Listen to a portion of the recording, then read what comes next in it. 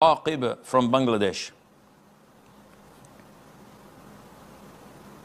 Assalamu alaikum wa rahmatullahi wa barakatuh, Sheikh. Alaikum assalam wa barakatuh. So, Sheikh, I've seen a video of yours where you said something like, we are not perfect and we are in this vicious cycle of sinning until death. But the ones who repent are the ones who are successful. So, Alhamdulillah, I've structured my life completely according to Islam by the grace and mercy of Allah. But there are some specific sins which I keep falling back into again and again, like music, reels, porn, and masturbation. So sometimes I go without them for a week, sometimes for 14 or 20 days, but the same loop goes on and on. So I wanted to know that, is it normal? Like, I'm not asking this to normalize sins, but to put things into proper perspective. And what is the solution to this? Please guide me, Shaykh. First of all, is it normal to fall into music, porn, weed, and masturbation? And what have you left, akhi? What's left? You've done the whole 9 yards. May Allah forgive us. This is not normal. Yeah, I understand. Okay, Sheikh, I've been doing well for the past 4 weeks, and then somebody sent me a clip on WhatsApp or whatever, and I saw like 10 seconds of inappropriate material, and astaghfirullah, and I'm repenting. Yeah, okay, it happens.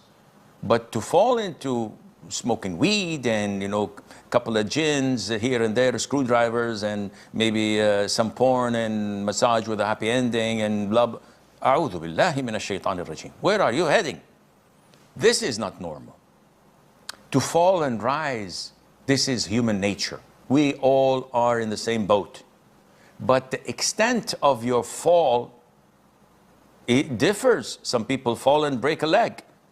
Some people fall and need a hip replacement. That's not easy. So let us look into the way you fall and why.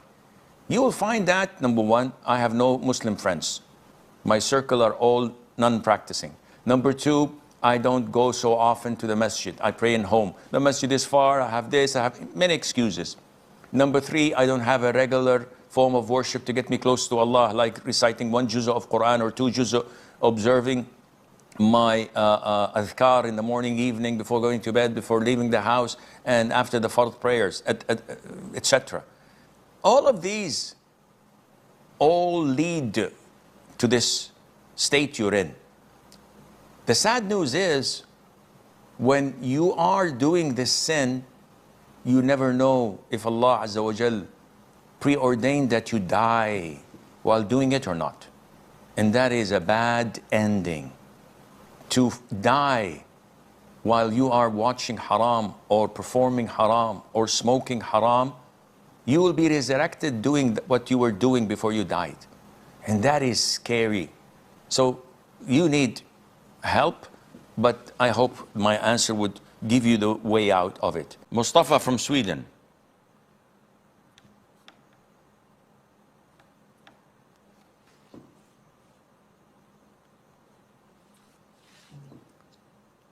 Mustafa. Assalamu alaikum. Wa alaikum assalam. Assalamu alaikum. Alaikum assalam. Okay, my question is, if someone were to perform last 10 days of Ramadan i'tikaf, and then he chose one of these days not to fast in the beginning, he tend not to fast, so would that invalidate the i'tikaf as well, or it's two separate things? First of all, you reminded me of the people of Iraq when they came to Abdullah ibn Umar, may Allah be pleased with him. And they said to him, while we are in the state of ihram and we see a mosquito on our hands and we kill it, what is the ruling on the blood of the mosquito on our hands while we are in the state of ihram? Abdullah ibn Umar, may Allah be pleased with him and with his father, said to his students and followers, look at these people of Iraq. They have slaughtered the grandson of the Prophet ﷺ, Al-Hussein ibn Ali ibn Abi Talib, may Allah be pleased with them.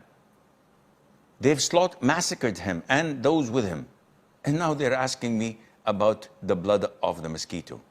Ya Mustafa, someone who's performing i'tikaf the last 10 days or nights of Ramadan in the masjid, one of the highest and most rewarding deeds and forms of worship in Islam that no ordinary people could execute and perform.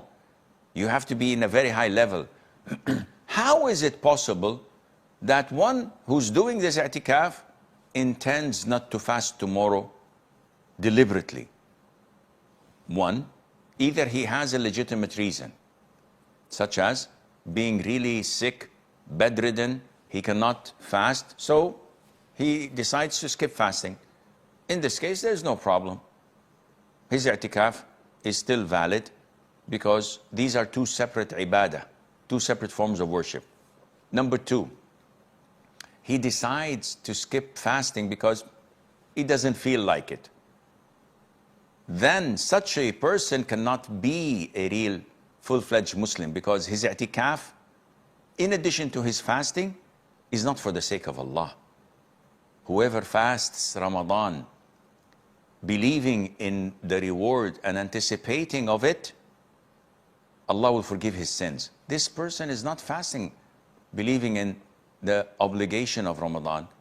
He's just doing it because of the culture, because everybody's doing it. And likewise, I'm doing i'tikaf not for the sake of Allah. My friends are all hanging out in i'tikaf, so I'm joining them. And this person's Islam is in great jeopardy and danger. So that was the long version of answering your question, which I don't think it's realistic.